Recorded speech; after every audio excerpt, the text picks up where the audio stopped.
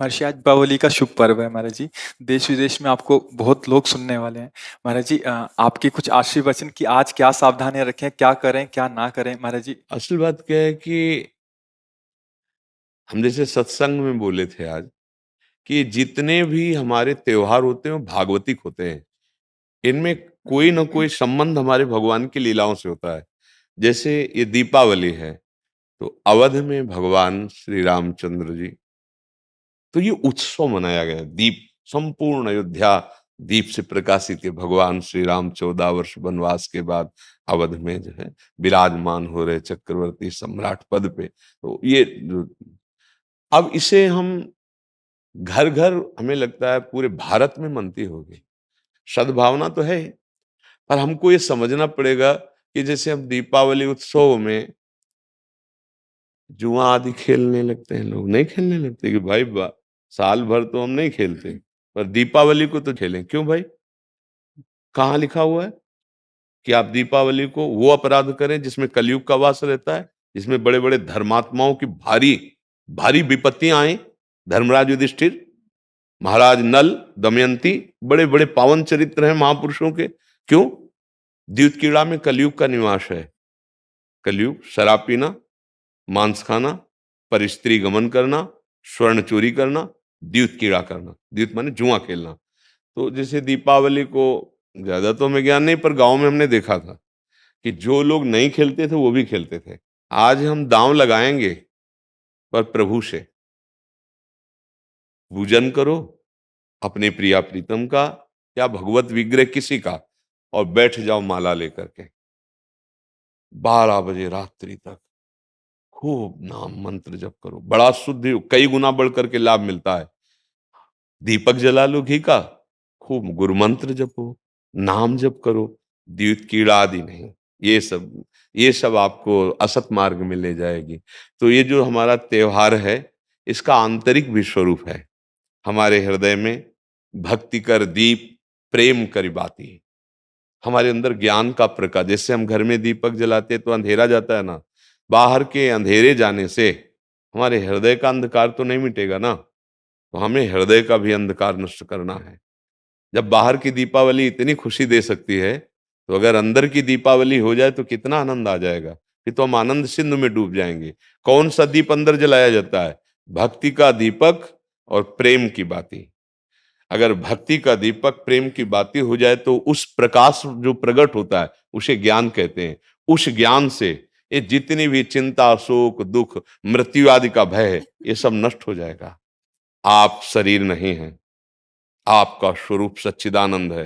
किसी भी शस्त्र अस्त्र की ताकत नहीं कि आपको मार सके, और ये शरीर बच नहीं सकता, क्योंकि ये प्रकृति का है और ये मरेगा।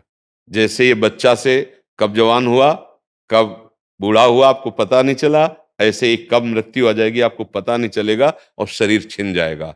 ये प्रकाश होता है अंदर।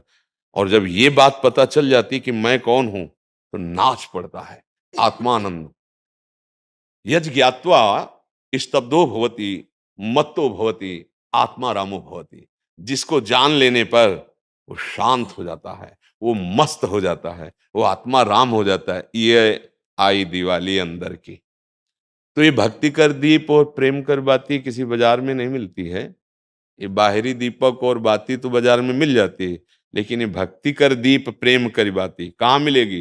बोले साधु संगति करी अनुदिन राती। यदि भगवत प्रेमी महात्माओं का संग हो जाए तो दीपक भी मिल जाएगा, बाती भी मिल जाएगी, और प्रकाश भी हो जाएगा, और अज्ञान अंधकार नष्ट हो जाएगा। हमें लगता है खूब बढ़िया दीपक जलाए और मंजीरा उठावे, भगवान नाम कीर्तन करे 10 20 50 लोग मिलके, फिर एकांत में नाम जप करे, ठाकुर जी को भोग लगाए, आरती करे। तो ये सात्विक, भगवान आए तो सब उत्सव मनाए, आनंद मनाए, आसुरी प्रवृत्ति वाला कोई भी कार्य ना हो। और अंदर भी जब हम नाम जप करेंगे, भक्ति करेंगे, तो अंदर प्रकाश बहुत जरूरी है। आज हमारे बाहर तो प्रकाश की बहुत बढ़िया व्यवस्थाएं हैं, हाइलोजन बिजली सब चल रही। जब बिजली नहीं तो जनरेटर से चल जाएगा। अंदर अंधकार छाया हुआ है, नहीं छाया हुआ? इस अंधकार में जब तक दीपावली नहीं होगी, तब तक वास्तविक आनंद का अनुभव नहीं होगा। और यहाँ आनंद, जैसे हम देखो अंधकार में क्या, रस्सी को सांप समझ रहे हैं, भयभीत हो रहे हैं। शरीर में इतनी आसक्ति कि मैंने मान लिया मैं स्त्री हूं, मैं मान लिया मैंने पुरुष हूं। नहीं है तू, ये तेरी पोशाक है। और जितने भी दुख हैं सब इसी में आते हैं। तू काहे को इसको पकड़े हुए है? तू अपने स्वरूप को देख, तू अलग है। अब ये बात समझने के लिए साधन चाहिए। अब तुम गंदे आचरण करते हो, गंदा चिंतन करते हो, कैसे तुम अपने स्वरूप को जानोगे? तो यही ज्ञान प्रकाश, यही ज्ञान हो जाए कि मैं भगवान का अंश हूं, जैसे भगवान कहते हैं ममैवांशो, और भगवत प्राप्ति करना मेरा परम धर्म है। अब आनंदमय गृहस्थी में महात्मा हो जाओगे। इतना आनंद रहता है उसको जो भगवत प्राप्त है, जो भगवान के चिंतन में। भारी से भारी दुख उसे कहीं भी विचलित नहीं कर सकता। आएगा दुख, बचो। दुख आने के पहले जहां दुख का प्रहार होना है, उससे अलग हो जाओ। बिल्कुल आप अलग हैं। जैसे मेरी टेबल, मेरा हाथ, तो मैं हाथ तो नहीं हूं ना। ऊपर पूरे मेरा शरीर, खुद आप बोल रहे हैं मैं शरीर, ऐसा तो नहीं कोई कहता। मेरा शरीर मतलब ये मैं नहीं हूं। ठीक, अंदर चलते हैं। मेरा मन, मेरी बुद्धि, मैं तो नहीं बोला। फिर और अंदर चलते हैं, कारण शरीर, वो स्वभाव का आ जाता है। बोले मेरा स्वभाव ऐसा नहीं है। आप इस अलग को अपने में धर लिए, आप दुर्गति हो रही। मैं धनी, मैं निर्धन, ये प्रपंच छा गया। बस इसी दीपावली में ये देख लो प्रकाश में कि तुम ये नहीं हो जो तुम दुख पा रहे हो। तुम दुख, कोई भी दुख तुम्हें छू नहीं सकता। आनंद सिंधु का बच्चा आनंद सिंधु है। ईश्वर अंश जीव अविनाशी, चेतन अमल, सहज सुख राशि। मुझे तो लगती यही दीपावली हमारे हृदय में भी जलनी चाहिए। बाहर सावधानी पूर्वक नाम जप करें, अच्छे भोग प्रभु को लगावें। ये उद्दंडता वाले कार्य, जुआ खेलना, ये सब ऐसे कार्य ना करें। और अंदर की दीपावली जलाने की भी एक बार कोशिश करें। अगर जल गई तो जन्म मृत्यु रूपी भय से मुक्त हो जाओगे। और ये शरीर केवल इसीलिए मिला है, नहीं तो भटकना ही भटकना है हमारी। महर्षि जी, एक विशेष पर्व पे आपने किसी को बोला था कि आज ये ऐसा पर्व है, आज से दृढ़ निश्चय करो कि आज से मैं ये व्यसन छोड़ दूंगा। तो महर्षि जी, आज बहुत सारे नए युवक भी आपसे जुड़े हैं महर्षि जी। तो महर्षि जी, आपकी तरफ से उनके लिए, क्योंकि उनको एक दृढ़ता चाहिए कि कोई तो एक बोले हमें कि आज से व्यसन नहीं करूंगा हाँ, मैं। हम तो प्रायः हर एकांतिक के समापन में सबसे कहते हैं, ए भैया तुम आए हो, आज से तुम गलत आचरण न करो, शराब न पियो, माताओं बहनों की तरफ पाप दृष्टि से मत देखो। माता पिता को भगवत भाव से देखने के लिए बुद्धि शुद्ध चाहिए। जगत में अगर उन्नति प्राप्त करना है तो बुद्धि शुद्ध चाहिए। शराब पीना, मांस खाना, व्यभिचार करना, जुआ खेलना, चोरी, हिंसा, बड़े बड़े गंदे आचरण होते जा रहे हैं नई समाज के। और वो मोटरसाइकिल से बगल से निकले, कोई बहन मोबाइल से बात कर रही, ऐसा झटका कि नाक के बल गिर गए, मुंह के बल गिर गए। कितने का मोबाइल?